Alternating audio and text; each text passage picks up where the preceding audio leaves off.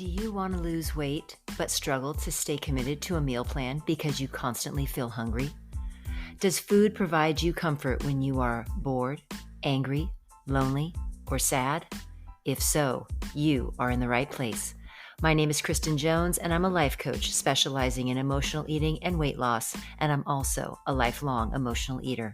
I want to provide you with information, motivation, and support so you too can learn to manage your issues with food and develop a healthy relationship with yourself.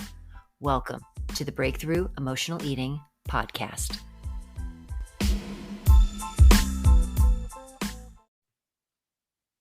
Welcome to the Breakthrough Emotional Eating Podcast. My name is Kristen Jones, and thank you so much for joining me this week. This week it happens to be January 1st today on the day of this recording.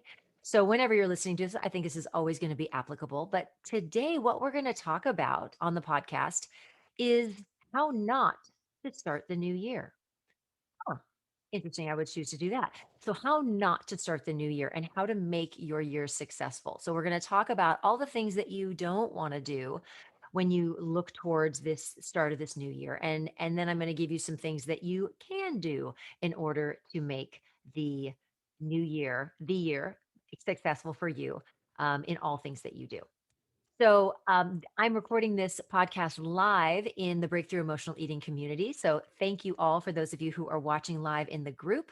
Love having you here. Thank you so much for joining me. And if you're not a member, if you're listening to this on the podcast and you're not a member of the Breakthrough Emotional Eating community on Facebook, oh my goodness, you so want to come join us because we are having some kind of fun over here. So you definitely want to jump in. So please go to www.facebook.com/groups/food breakthrough. And honestly, come and be a part of what I would consider, and I'm just a little bit biased, but I'm not ashamed to say that, that you would be part of one of the most supportive and encouraging and fun groups on Facebook. We are all about supporting each other as we move through and work through our issues with emotional eating, getting in touch with our feelings, understanding and learning why we do what we do with food and how really it doesn't have anything to do with food, but it has to do with things that are a whole lot deeper than that. And we really try to look into those things and really address those. And again, do that through the support of a group and are really there for each other. So again, if you're not a part of the group, you want to be here. So come join us. Again, www.facebook.com/groups/food breakthrough. Now, I have had a whole lot of new members join the group since I did my last podcast. So, welcome to all of the new members who are here right now, who are here live on the broadcast, but also who are listening to this in replay. Thank you so much for being here. Love having you here. Love having all of my members, whether you've been here from day one or whether you've been here in the last, I don't know, 5 hours.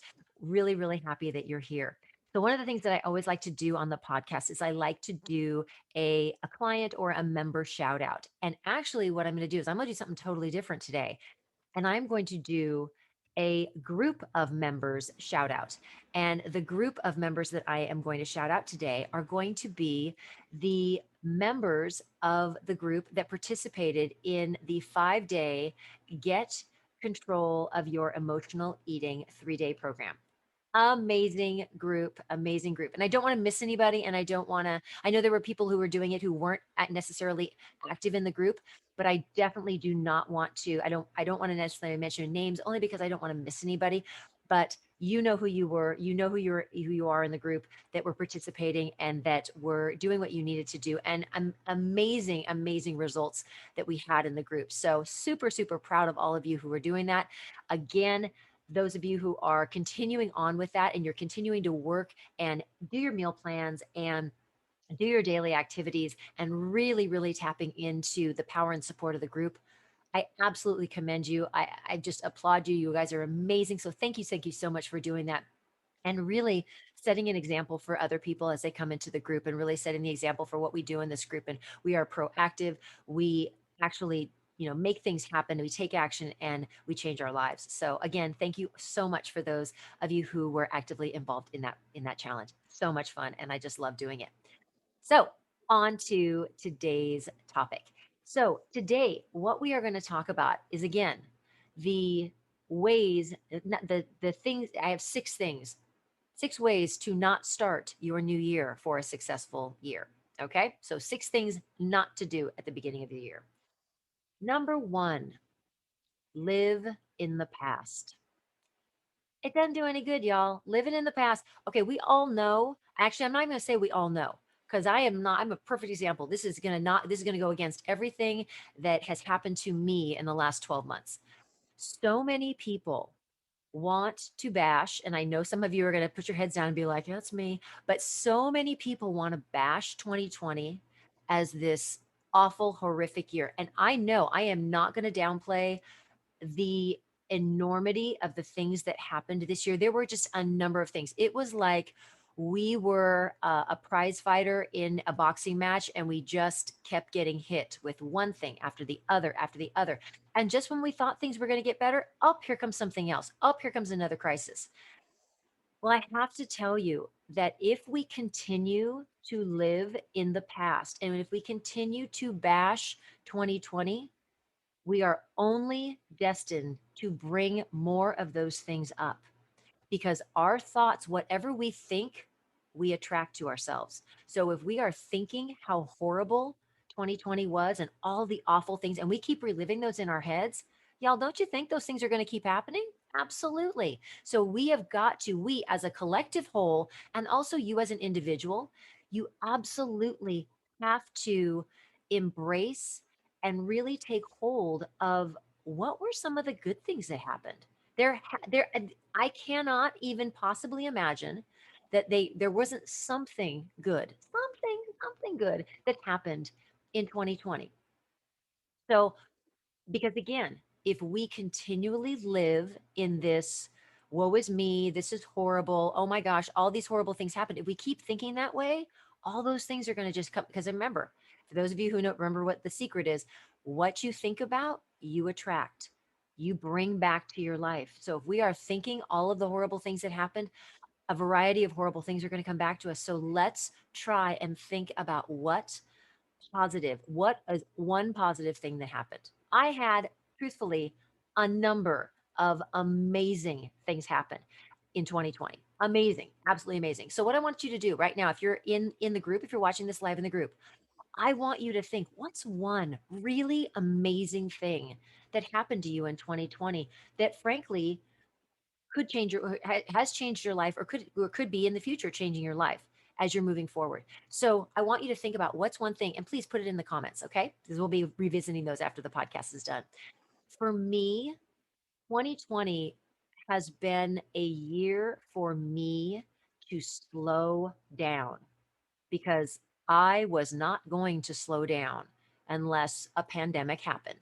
When the pandemic struck in here in California, it was on March 16th, and it was nighttime, that 10 p.m. night, March 16th. And at that time, I was teaching, oh my goodness, I was teaching, I think 12 classes, 12 fitness classes a week. I was working for my business coach as a coach to other coaches. I was running my Facebook group. I had a full schedule of clients, and I had zero time for myself to do anything that was in any way for me.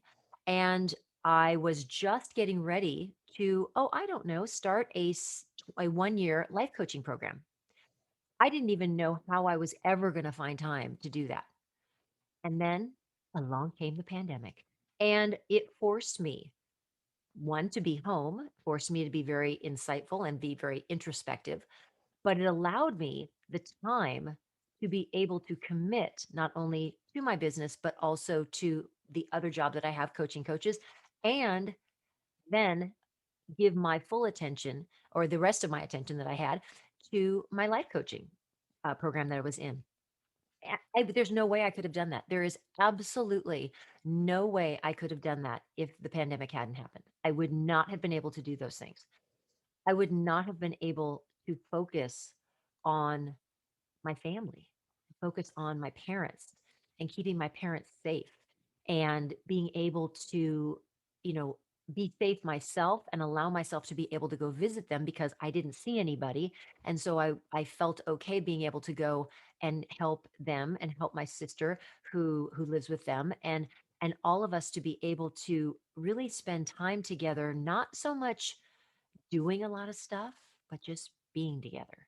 And so for me, that was incredibly powerful. And it's just made this year something really special because I've been able to really take the time to really value and love and cherish my family and be able to maintain those connections, which ordinarily I wouldn't be able to because I'd be going in 50,000 directions.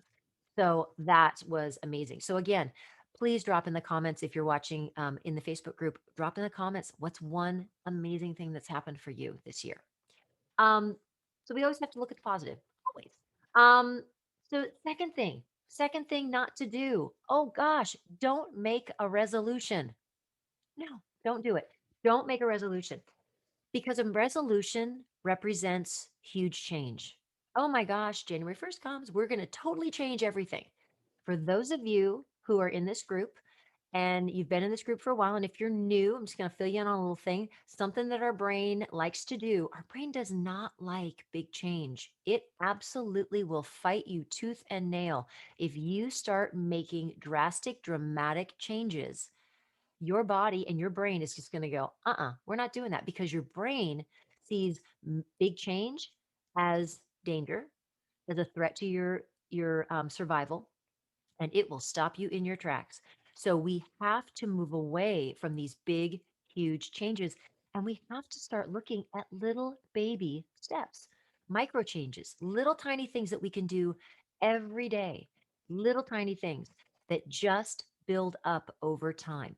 Okay, that's what we have to start. We have to start doing that because if we keep doing this, big dramatic changes, what do we get? We get a big dramatic fail. And I am all for failure. I know it sounds strange, but I am all for failure because failure means we're trying. Failure means we're trying. And a failure doesn't mean you quit. Totally different. Okay.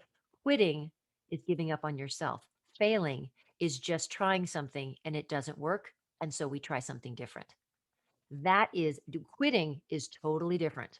Quitting is when you give up on yourself. We don't give up on ourselves in my Facebook group, nor anyone that I hang out with. We don't give up.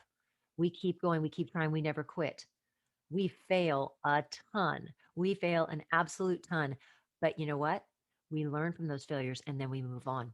So again, a resolution represents short term, represents a big lofty goal that probably is unrealistic, and it's usually because other people are doing it. It's not really because we want to do it. We sometimes have a tendency to look at it as it's a marathon. It's not a sprint. Okay? We got to slow down. We are not trying to sprint. It's a marathon. We want to take our time. We want to be patient. And that's what we need to learn is patience. Um, next thing, next thing you don't want to do in this new year is you do not want to ignore obstacles. Okay. The clear thing you can do is ignore obstacles to whatever it is that you're trying to do. If you're trying to reach a goal in our group, it's overcoming emotional eating, you know, losing weight, ignore the obstacles and you are already in trouble. We have to anticipate what is going to stop us, what is going to get in our way.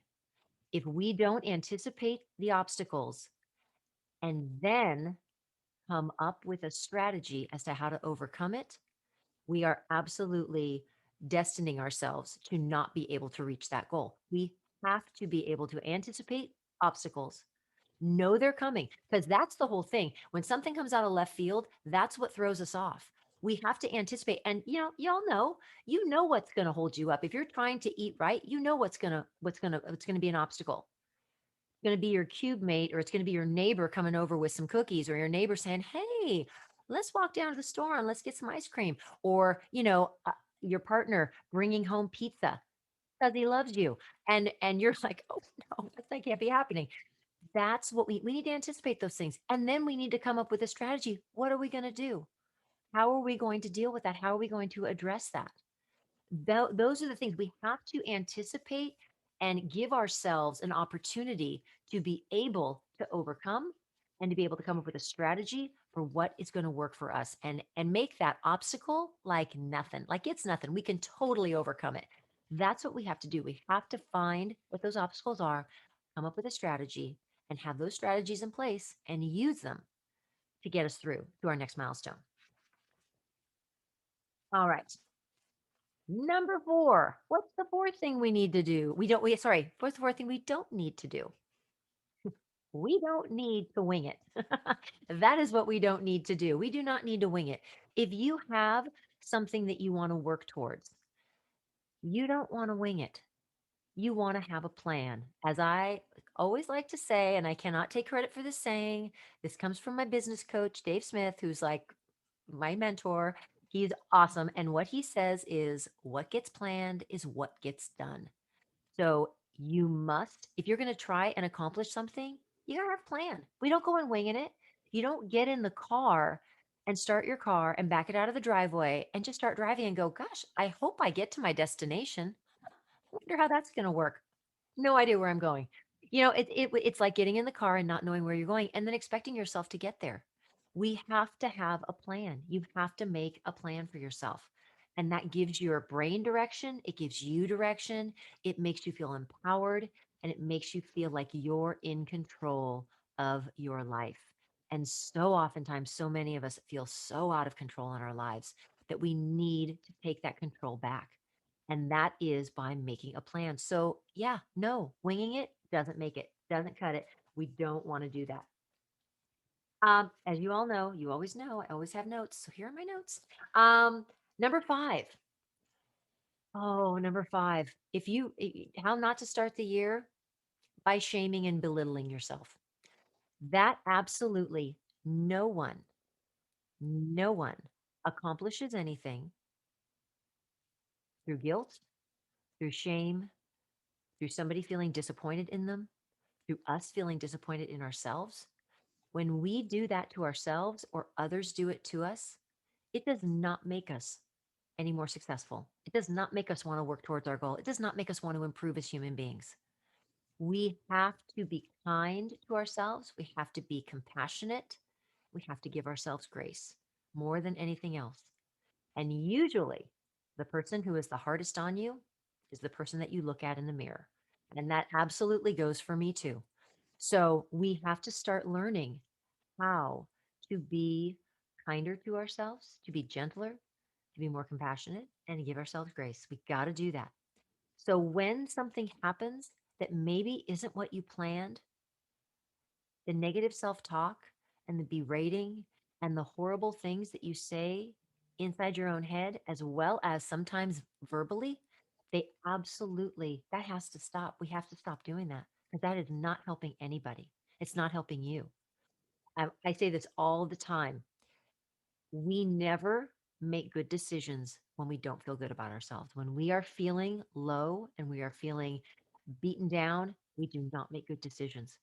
So usually what we do is when we do that, we feel down, we feel beaten up, we say horrible things to ourselves. And what's going to make us feel good? Oh, I think a pint of ice cream, that's going to make us feel good.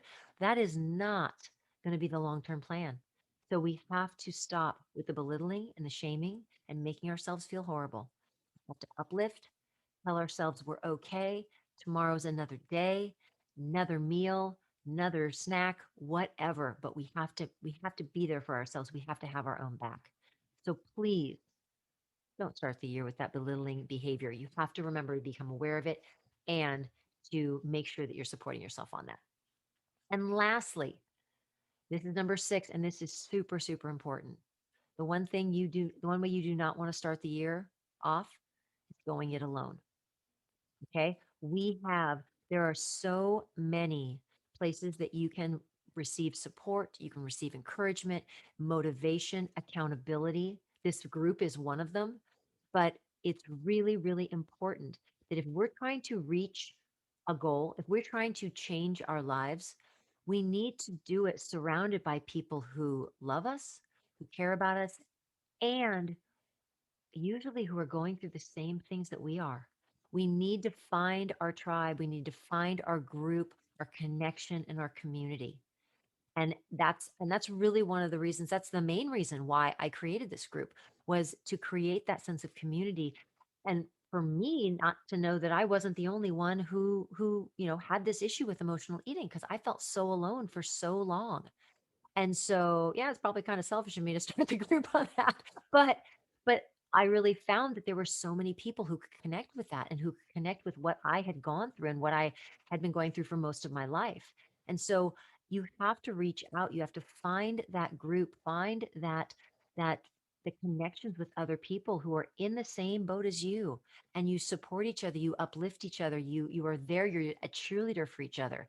We have to do that. And in a lot of cases, that accountability piece cannot be undervalued. It is so important. And so, when I talk about that, I talk about that because I know from my own experience. It wasn't until, I mean, I had been a teacher for many, many years. And when you're a teacher, it's really interesting. I know I have some teachers out there, but when you're a teacher, it can be, it's very easy to be very isolated because you run your own little country in your classroom. It's like, it's kind of cool. You really don't have anybody, at least in my school, we never had anybody really micromanaging us. You kind of had to do, basically I had to do what my grade level wanted me to do, but I did, and I didn't have any problem with that. They were awesome and I loved them, and we were always there just to support kids. But we, in my classroom, I got to do whatever I wanted. I had my own classroom management system, which was pretty amazing, and I loved it. But I got to do my own thing. And it was very, there were days that went by that I didn't see another teacher. If I was in my classroom working, I didn't communicate with another adult. I just communicated with my kids in the class. And it could be very isolating. And it wasn't until I decided to start my own business and I left teaching that I realized that I needed somebody to guide me. I needed a coach. I needed somebody to help me because I didn't really know what I was doing. And I knew that there were a lot of things that I needed help with. And so I, found my coach and my mentor, Dave Smith, who's still my coach and still my mentor to this day. Now he's my boss. And it's been such an amazing blessing because I've surrounded myself with people who are achieving the same, have the same goals and directions. And but it was the camaraderie and the accountability and knowing that somebody cared about what I was doing, and somebody wanted to know that I was doing what they had asked me to do, and that I was working towards a goal. And that was really, really important. And it I had never had that before.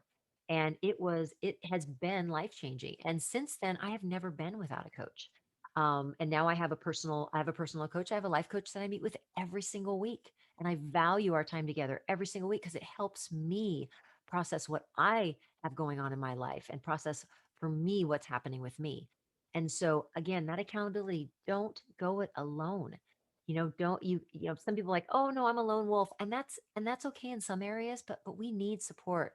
Human beings are we're social beings, and we need that. And so don't go it alone.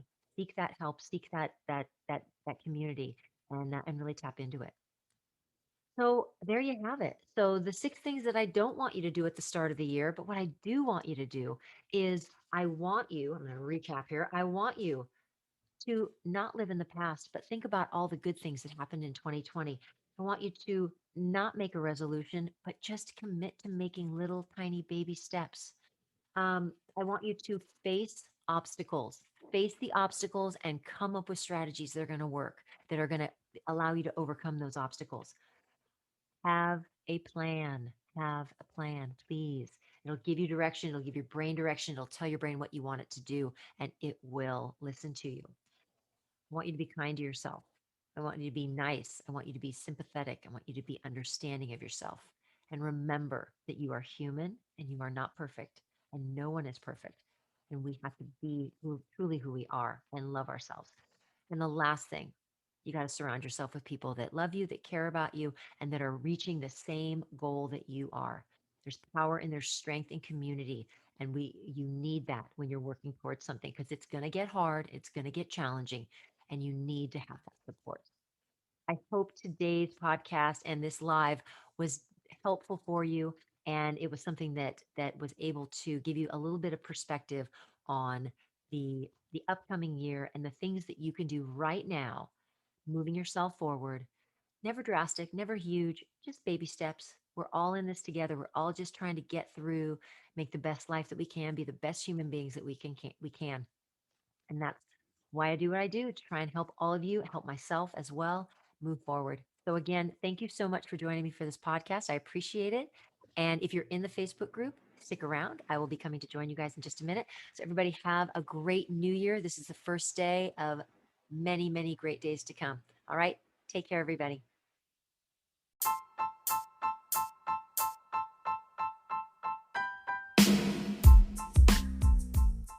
Thanks for listening, and I hope you enjoyed today's podcast.